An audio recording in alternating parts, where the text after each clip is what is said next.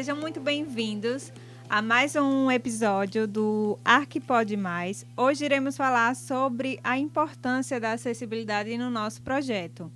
E para tratar mais sobre o assunto, convidamos os estudantes de Arquitetura e Urbanismo, Nailson Araújo Olá, e Felipe pessoal. Santo. Olá, pessoal. E também uma fala mais técnica da professora Sandra Graça. Oi, gente, bom dia para todos. Espero que vocês gostem de mais desse podcast que vai sair aqui hoje, certo? Comandado por Maísa.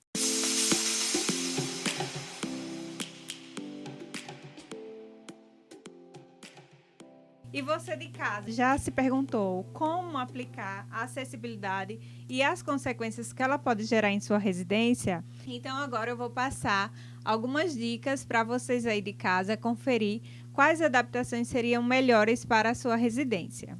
Aí eu te pergunto, por que considerar a acessibilidade no seu projeto? A acessibilidade não se limita apenas à inclusão de pessoas com necessidades especiais ou mobilidade reduzida. Ela também abrange a toda a população. No caso, a pessoas que tenham alguma dificuldade na locomoção, tipo, se acidentou e está com dificuldade para andar nos ambientes, né? Então, dessa forma, o conceito de acessibilidade está ligado diretamente à inclusão e também à eliminação de barreiras, né? na parte de locomoção. Consequentemente, toda a população pode ter acesso a serviços e informações onde teremos uma sociedade mais justa para todos, né? Agora eu vou perguntar um pouquinho a Nailson alguns exemplos práticos onde a gente consegue ver a sustentabilidade dentro da nossa acessibilidade. Olá, pessoal. Então, vamos falar sobre sustentabilidade dentro da acessibilidade, né? E um exemplo prático é as calçadas. As calçadas, hoje em dia, a gente vê que tem um grande problema, é uma problemática, principalmente as pessoas que necessitam de uma deficiência especial, sofrem muitas dificuldades até na locomoção, há tropeço, causa acidente, uma série de problemas. Um exemplo prático, mais uma vez eu falando, é da cidade de São Paulo. Pela prefeitura, a calçada, o que há de mais universal em uma cidade, pois serve de acesso a todos os moradores. Em todo o Brasil, a responsabilidade pela manutenção da calçada, na verdade, é obrigatória, tanto do Estado, do município, tem que ter uma calçada que seja acessível. E um exemplo também que eu vou falar é sobre a calçada verde. O que seria essa calçada verde? Ela tem uma grama, essa grama serve também como um meio de permeabilidade. Por exemplo, permeabilidade que eu falo é quando a chuva cai na calçada, não tem aquele alagamento, aquele riacho, a pessoa passando, além de sofrer problemas de tropeço de calçada, tem aquele problema de levantar as calças para passar de um riacho na calçada. Isso é um problema sério, tanto nos centros comerciais também a gente vê isso, porque as calçadas elas não têm uma permeabilidade boa e acaba alagando e isso dificulta bastante. Bem, gente, então vocês estão vendo aí que esse alerta de Nailson quanto às calçadas foi perfeito. Por quê? Eu quero que você me diga aí onde você mora, como é a calçada do seu município. Aqui em Lagarto mesmo já foi feito um levantamento por alguns alunos e tem várias calçadas que a gente usa o termo escalonada, ou seja, em forma de degraus. Gente, me diga como é que um cadeirante vai conseguir andar nessa calçada? É impossível. É completamente impossível uma pessoa, até um idoso mesmo de bengala, coitado, como é que ele vai conseguir subir aqueles degraus? E são degraus enormes para a pessoa subir. Ou seja, ele vai ter que ir pela pista de veículos. Não tem como uma pessoa com dificuldade locomotora, com uma cadeira de roda, andar com segurança na pista de carro, gente. Não tem como. certo? Então, esse alerta que Nailson fez é fantástico. Tem também aquelas calçadas, e tem vários municípios que eu já visitei aqui próximo a Lagarto, que tem árvores na calçada, e a árvore fica no meio da calçada, ou seja, as pessoas quase não conseguem passar na calçada, porque a calçada é muito estreita e a árvore está lá no meio da calçada. Então, gente, essas coisas nós precisamos observar. Nós, porque nós? Porque, digamos que essa árvore, você plantou uma árvore lá na sua calçada porque você queria humanizar melhor. Essa árvore, será que essa árvore é, é como é que eu vou falar? Será que essa árvore é compatível com a largura da sua calçada? Será que não seria melhor uma coisa mais esbelta, que não empatasse as pessoas circularem na calçada? Então, gente, esses são detalhes que você deve observar, certo? Para que a gente tenha um máximo de segurança na hora que a gente está circulando. Então, nós temos que pensar na nossa circulação, na calçada e também o outro, porque só vai dar certo se a gente tiver uma certa empatia para as necessidades das outras pessoas também, certo? Era até isso que eu ia comentar em relação às árvores, né, que muita gente coloca nas calçadas. A gente já tem uma limitação por elas serem tipo de vários níveis e ainda assim colocar uma coisa que impeça a nossa passagem aí realmente complica ainda mais a nossa acessibilidade a essas calçadas. Tem uma coisa muito importante também que Nailson falou, que é sobre os alagamentos. O que a gente mais vê aqui nesse município de Lagarto é as ruas alagadas quando chove. Qualquer chuvinha já causa alagamento na rua, porque não é pensado em um sistema de drenagem eficiente, ou seja, uma forma da água escoar sem que fique acumulada em um lugar só.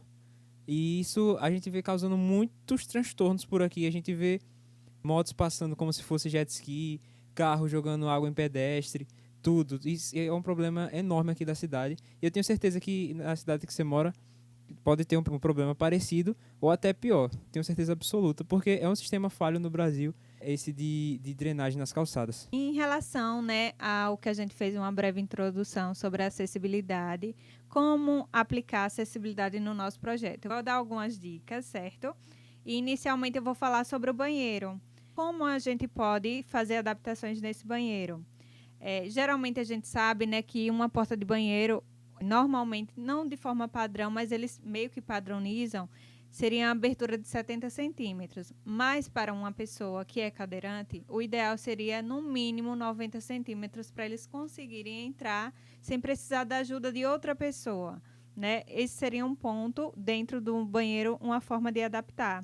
Outra coisa seria evitar degraus em banheiro, porque às vezes, né, como a gente tem uma área molhada e uma área seca, as pessoas geralmente colocam um degrau para que essa água não avance a nossa área seca. Aí o correto seria não ter degraus dentro do banheiro. E também o uso de barras de apoio, né? É uma ótima sugestão para pessoas também que têm uma dificuldade de locomoção. E dentro, assim, a gente já até percebeu, a gente percebe quando a gente entra em um estabelecimento, a gente sempre vê vagas de estacionamento, né? Isso, então, para deixar melhor ainda mais a nossa acessibilidade, é necessário colocar as vagas especiais, né, para pessoas com deficiência, pessoas idosas, tipo, logo na entrada do empreendimento, para evitar para que seja mais fácil a entrada e a saída deles. Como essas pessoas têm um pouco de dificuldade na hora de fazer manobras, seriam ideais essas vagas serem bem à frente do nosso empreendimento. E também a gente deve também pensar nas rampas, né? As rampas também, elas ajudam a nossa locomoção, a nossa ida para entrar em algum estabelecimento que tem um piso mais alto em relação à nossa calçada, né? É bacana a gente ter as rampas porque elas ajudam a nossa movimentação durante todos os espaços. Em relação a corredores, eu falo mais residencial. O mínimo para a gente ter uma boa circulação seria pelo menos 1,20 m, né, para que as pessoas tenham uma facilidade para transitar dentro da casa e que isso também não atrapalhe. Nesses corredores, é bom não ter muito móveis, né? Muita mobília, porque isso também acaba prejudicando. Não adianta eu ter lá um corredor de 1,20 e esse corredor esteja com algum móvel que atrapalhe nossa circulação. Aí o correto, assim, seria ter pelo menos 1,20 m livre para as pessoas circularem. E também, assim, todas as áreas públicas, tipo empreendimentos, a gente também consegue visualizar os pisos táteis, né? Que é também para ajudar a uma pessoa com deficiência visual a seguir, né? A direcionar para cada empreendimento. E também para a questão de calçadas, né? Às vezes, assim, acontece da gente ter uma rampa e se não tiver um alerta para essas pessoas, acaba meio que prejudicando a ida para o lugar, podendo ocasionar algum acidente nessas pessoas. Então, é bom sempre uma facilidade para transitar dentro da casa e que isso também não atrapalhe. Falando sobre essas adaptações no banheiro, isso é muito importante não só para a própria casa, mas também para o espaço público. Porque não adianta de nada uma pessoa que tem deficiência ter tudo adaptado em casa, mas se ela for sair, ela não tem essa facilidade de usar o banheiro, por exemplo. Ela vai ter que ser acompanhada.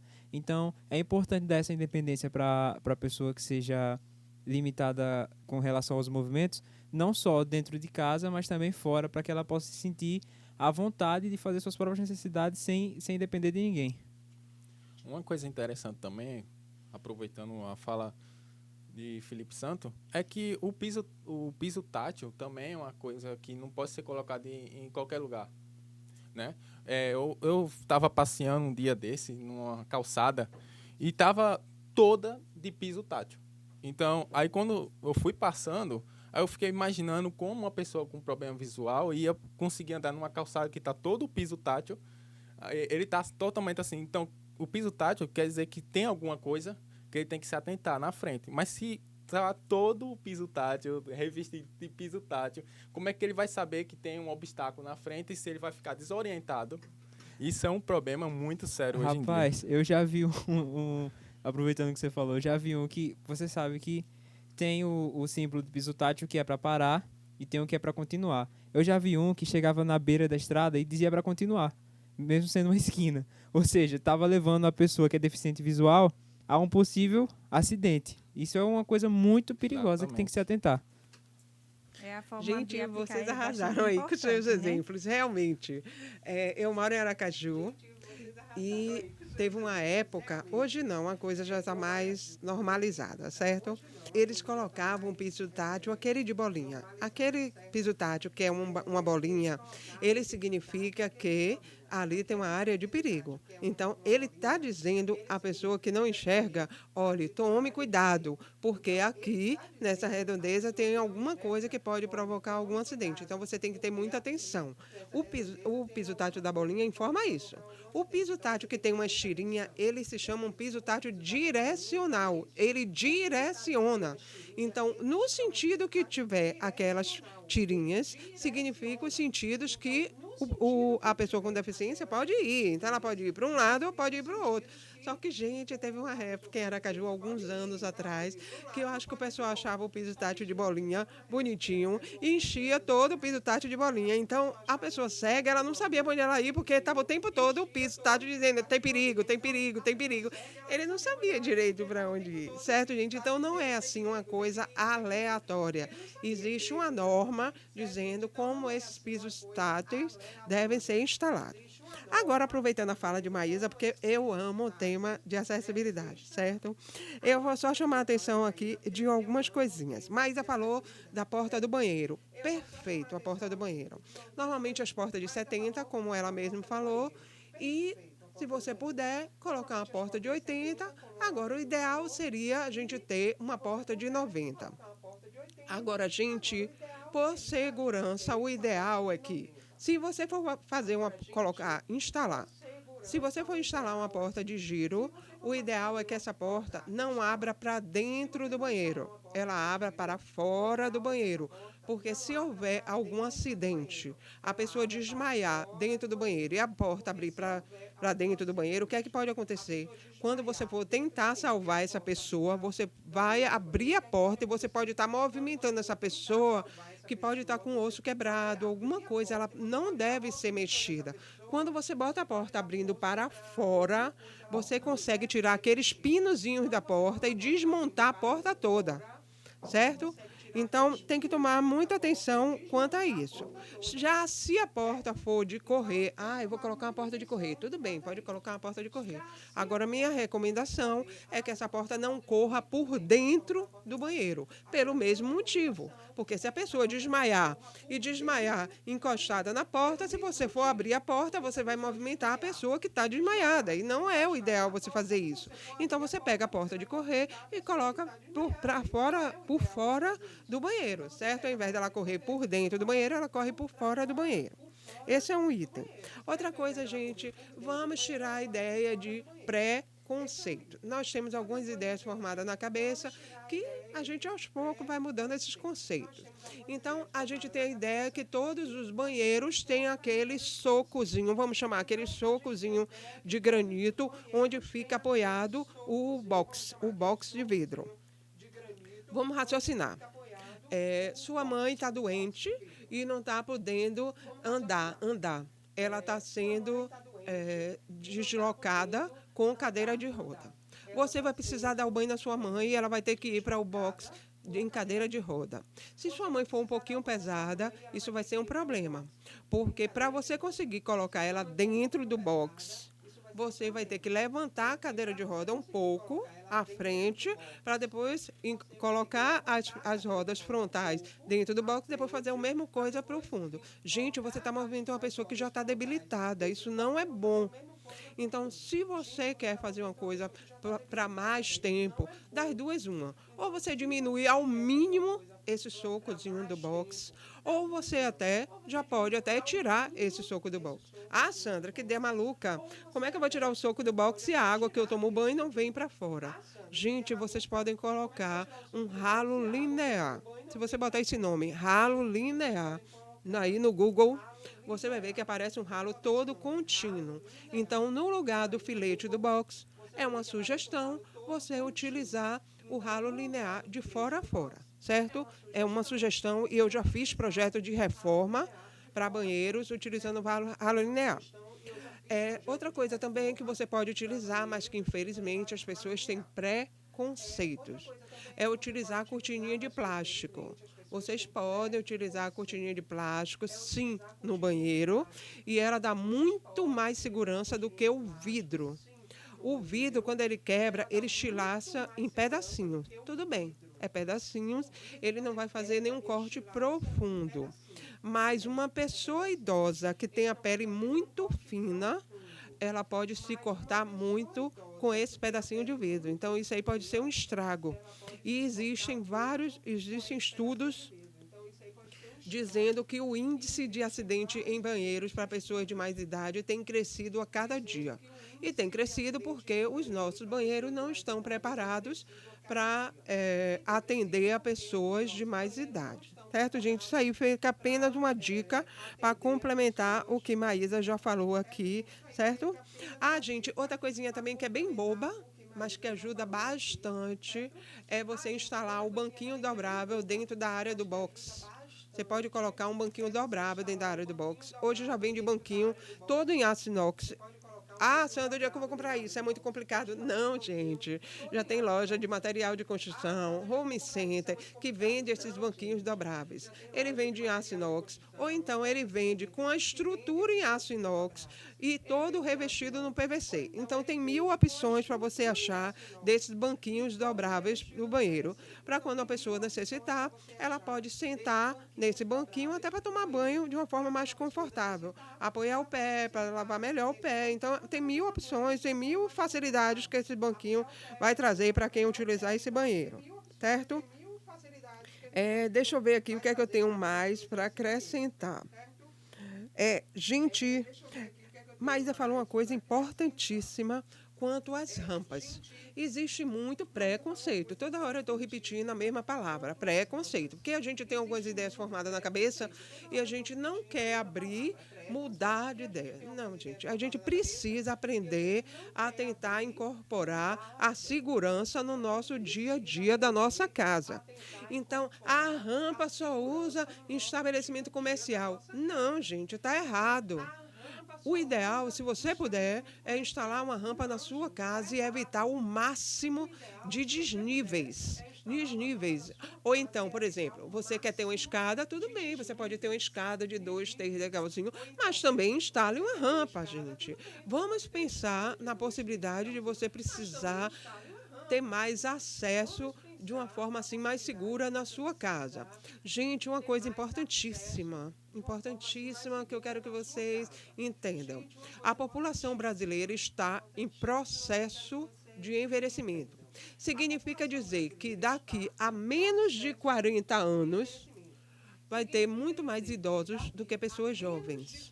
Porque a taxa de natalidade, ou seja, aquele índice de crianças que nascem por ano, está reduzindo bastante. Então, isso é um fato concreto indicado pelo IBGE, o Instituto Brasileiro de Geografia e Estatística. Existem estudos falando dessa tendência. Então, em menos de 40 anos, a população idosa já vai ser em número maior do que o número de jovens. Então, nós temos que preparar as construções. E nós, arquitetos aqui, que estamos aqui, a ideia é justamente alertar a população, alertar você que quer fazer um projeto, alertar você que tem uma pessoa idosa que mora com você dentro de casa sobre a importância de fazer isso e tirar alguns preconceitos da sua cabeça, certo? Outra coisa que Maísa falou, que também eu acho importantíssimo, nem sempre a gente consegue fazer tudo o que a gente quer. Então, nós temos na cabeça que os corredores devem ser de 1 metro. Maísa falou o ideal de 1,20 m. Gente, no mínimo 1,20 m, como ela mesma alertou, isso é o ideal. Por que isso? Tudo tem um porquê. Vamos raciocinar. O corredor é de 1 metro.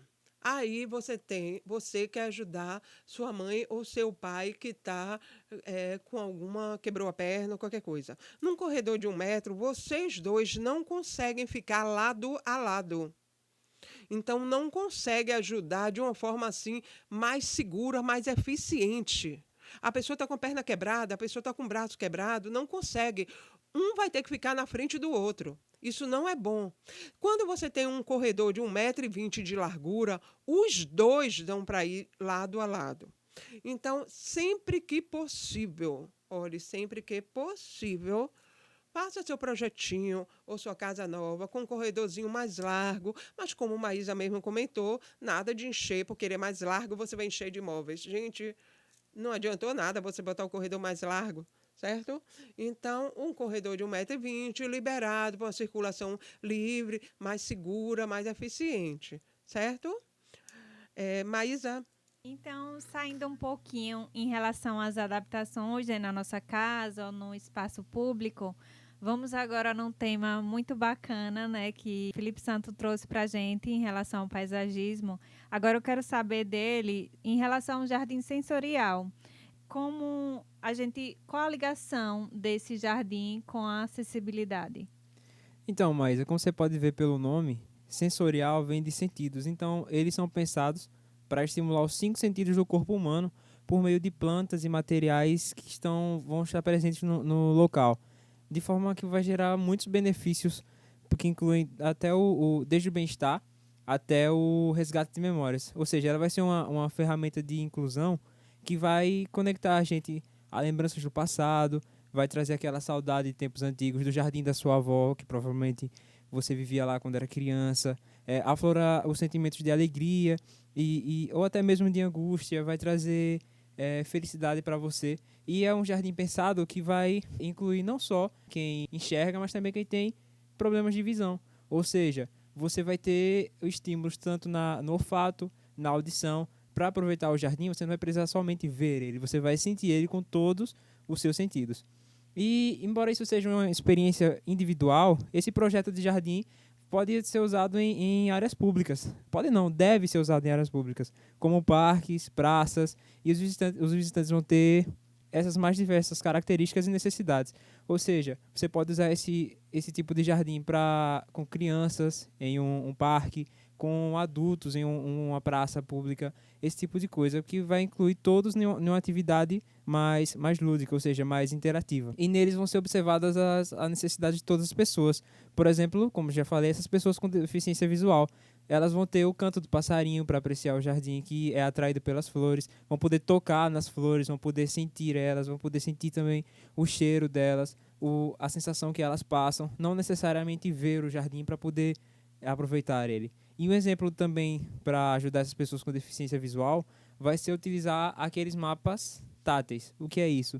Você provavelmente já foi no shopping e viu lá na entrada um pedestalzinho com um mapazinho do shopping, só que escrito com vários pontinhos. Esses pontinhos são o Braille, se você não conhecer, que é uma linguagem utilizada por pessoas com deficiência visual para poder fazer a leitura de certas coisas. Ou seja, ali você vai estar acompanhando todo o caminho que você faz para que você possa não se perder dentro daquele local. Ou seja, isso aplicado às praças e os parques, os jardins, vai poder fazer com que a pessoa aproveite, saiba onde está cada tipo de planta, onde ele vai sentir cada tipo de sensação, simplesmente através do toque e acompanhar isso a partir dessa experiência.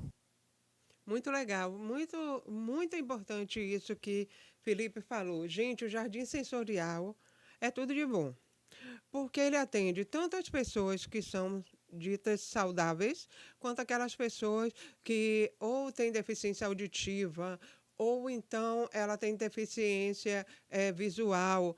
Gente, o jardim, ele bem planejado, quer seja na sua própria casa, ou quer seja em parques de uso público, isso vale muito a pena.